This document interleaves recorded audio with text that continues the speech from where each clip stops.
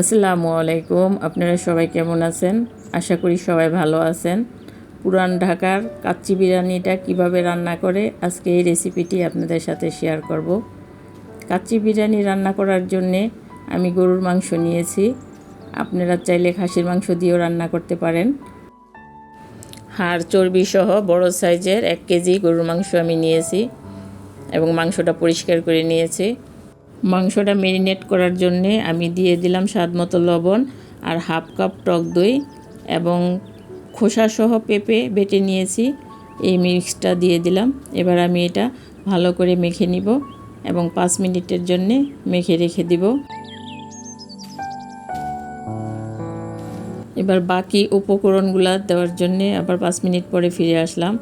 দিয়ে দিলাম 2 টেবিল চামচ আদা বাটা, 2 টেবিল চামচ রসুন বাটা, দিয়ে দিলাম 1 টেবিল চামচ জিরা বাটা, 1 টেবিল চামচ জয়ত্রী আর জয়ফল বাটা, দিয়ে দিলাম 1 টেবিল চামচ মরিচ গুঁড়া, 1 টেবিল চামচ গরম মশলা গুঁড়া, আর দিয়ে দিচ্ছি 1 টেবিল চামচ পোস্ত বাটা, 1 টেবিল চামচ পেস্তা বাটা,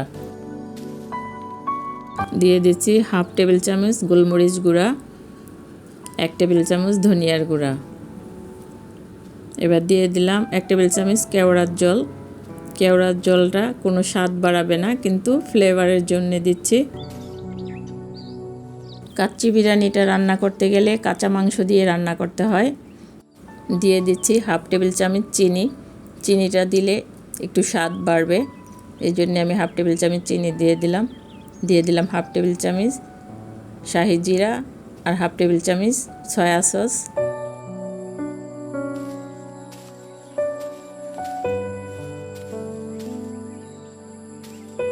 কাচ্চি বিরিয়ানি মশলাটা আমি এনেছি, পুরোটা দিব না, অল্প 2 টেবিল চামচের মতো দিয়ে দিচ্ছি। এবার এটা ভালো মতো মেখে এবার আধা ঘন্টার জন্যে আমি এটা রেস্টে রেখে দিব। যে হাঁড়িতে রান্না করব ওই হাঁড়িতে আমি সুন্দর করে সাজিয়ে নিচ্ছি। আমি আজকে কাচ্চি বিরিয়ানিটা রান্না করার জন্য চিনি গুঁড়া চাল নিয়েছি। এটা আমি ভালো করে ধুয়ে 15 মিনিটের জন্য ভিজিয়ে রেখে দিব। কাচ্চি বিরিয়ানিতে আলু দিলে ভালো লাগে খেতে, এই জন্য আমি কিছু ছোট সাইজের আলু নিয়েছি। আলুটা আমি লবণ আর একটু ফুড কালার দিয়ে মেখে এটাকে ভেজে নিব। তার আগে আমি 2 পিস কয়লা গরম করে নিচ্ছি।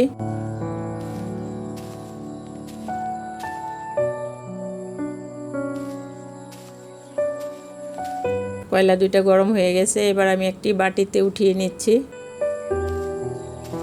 এবার ম্যারিনেট করা মাংসের উপরে বাটিটা আমি বসিয়ে দিলাম।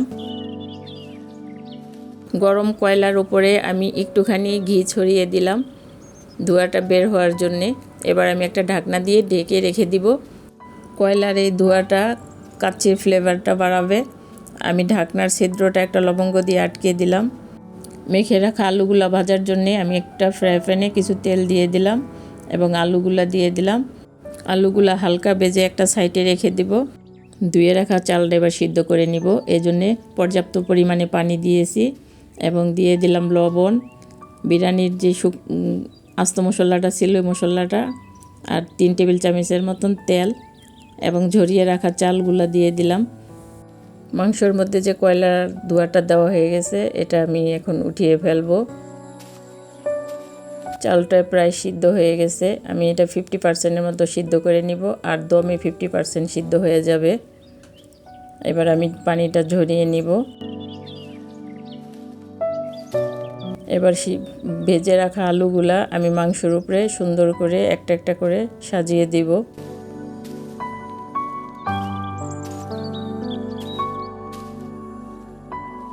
এবার দিয়ে দিলাম পেঁয়াজ বেরেস্তা। এবার বেরেস্তা করা যে তেলটা ছিল ওইটাও দিয়ে দিলাম। এবার দিয়ে দিব কিছু আলু বোখরা। এবার দিয়ে দিলাম কিছু কাঁচামরিচ।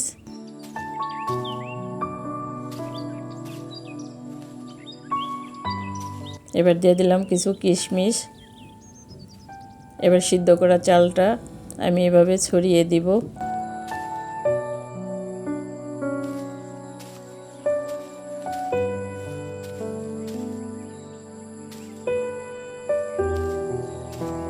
চালটা দেওয়া হয়ে গেছে। এবার আমি চালের উপরে কিছু বেরেস্তা ছিটিয়ে দিচ্ছি। পেঁয়াজ বেরেস্তা দেওয়া হয়ে গেছে। এবার দিয়ে দিলাম কিছু কিশমিশ এবং 1 কাপ দুধ।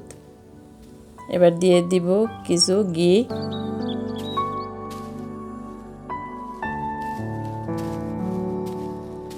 ঘিটা আমি ছড়িয়ে দিলাম। এবার দিয়ে দেব একটু ফুড কালার, কারণ ফুড কালারটা দিলে কাচ্চিটা দেখতে সুন্দর লাগবে।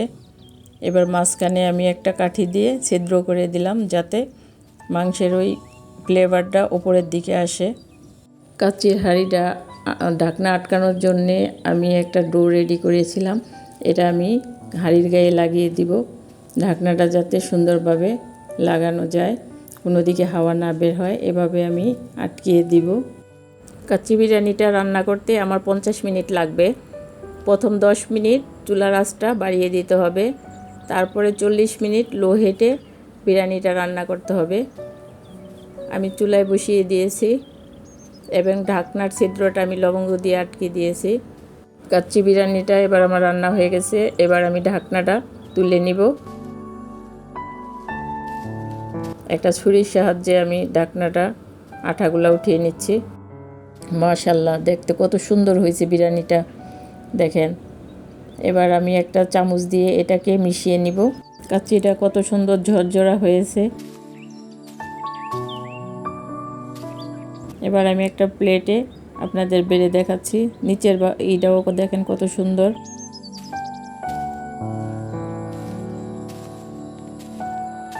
আমার ভিডিওটা যদি ভালো লাগে অবশ্যই একটা লাইক এবং কমেন্টস করবেন। দেখেন মাংসগুলো একবারে সিদ্ধ হয়ে গেছে, আলুগুলো সিদ্ধ হয়ে গেছে। খেতেও আশা করি ভালো হবে। আজকে এ পর্যন্তই। আল্লাহ হাফেজ।